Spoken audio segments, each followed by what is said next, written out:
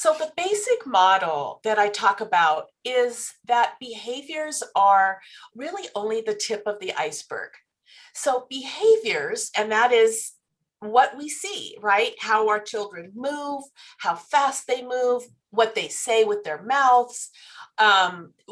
Basically, a behavior is whatever you do with your body and your voice, right? Those are simply signals of a much deeper process of what is going on in your brain and your body. And one of the nervous systems that I focus on is called the autonomic nervous system.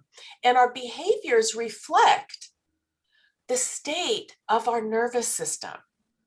And that is the big news, really, of what I am now reframing. It's why we say beyond behaviors, because the behaviors don't tell the whole story.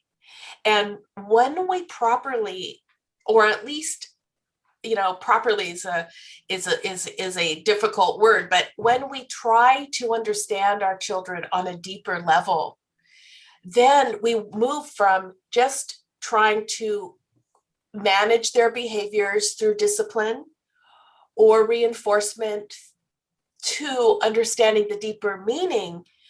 In my clinical practice over the past 20 years, and also as a mom, I found such better results when we didn't focus on simply the behaviors. Mm-hmm. And you said it's based on the autonomic system. So can you explain to parents what that exactly is? Because some parents might not know what you're referring to. And how does that system tie into children having meltdowns and tantrums, or just being defiant, for example, and us parents trying to use reinforcement, rewards, punishment, and so on to try to get our children to comply with our requests? You got it. Yes. So you've probably heard of the central nervous system, right? In humans, we have a central nervous system, and that is basically the connection between our brain and our body through the spinal cord. That's a central nervous system. And then that is divided up into different types of nervous system. And one is the peripheral nervous system. And that has to do with our body, our soma, our somatic part. But then there's another branch, and that is the autonomic nervous system. And you may have heard before of the fight or flight response. Have you heard of that? Like when you fight, flight, freeze. Yeah. But yes. Those words are associated with the autonomic nervous system. And basically that system is the one that protects us and helps us to detect danger. And when we detect threat, for example, we would run away, fight or flight, or we might freeze if the situation, if our brain deems the situation serious enough, then maybe we would freeze. So there's these responses that are automatic. That's why you can think of autonomic and automatic. It's an automatic nervous system because we don't have time to think about it. The body does it. A lot of the processes in this system are our heart rate, right? How much we sweat, how we move our bodies, and those things, we don't have to will our heart to beat, right? Our heart just beats. Yeah. And so this autonomic nervous system keeps us safe, and it maintains this balance in our body that's called homeostasis. But for parents, what we really need to understand is that there is much more going on rather than simple willful behaviors or intentional behaviors or purposeful behaviors in our children.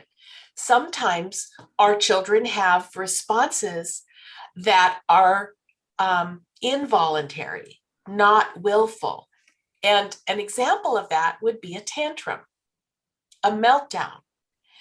Oftentimes, and I'd say most of the time, tantrums and meltdowns where the child is turning red, falling to the floor, running away, hitting, screaming, or an adult for that matter, because these are human responses. But when your child is having that kind of difficulty, it does not reflect a purposeful, I'm going to do everything I can right now to kick and scream and get my way. But in our culture, in some cultures, and here in the US, it's definitely the case, we believe that we don't make the distinction between a stress behavior that's involuntary and a purposeful behavior that is voluntary. Yes, and so the tantrums and the meltdowns are involuntary. And as it relates to the autonomic system, what could that be communicating to parents? Because they say, okay, I hear what you're saying. My child is not being willful. My child is not trying to make me have a horrible day. So, what is happening within the child then that is showing this particular behavior that I now have to find a way to control or manage? Great question. So there's a process that happens inside of our bodies, and it's called neuroception. Most people haven't ever heard of that word, but what it is this unconscious, subconscious safety detection system in our body and brain that is there always making calculations about if we're safe or not. And what I mean by safe isn't like, are you wearing a seatbelt? It's this internal perception inside of everybody that is very unique to each of us that will trigger the fight or flight response.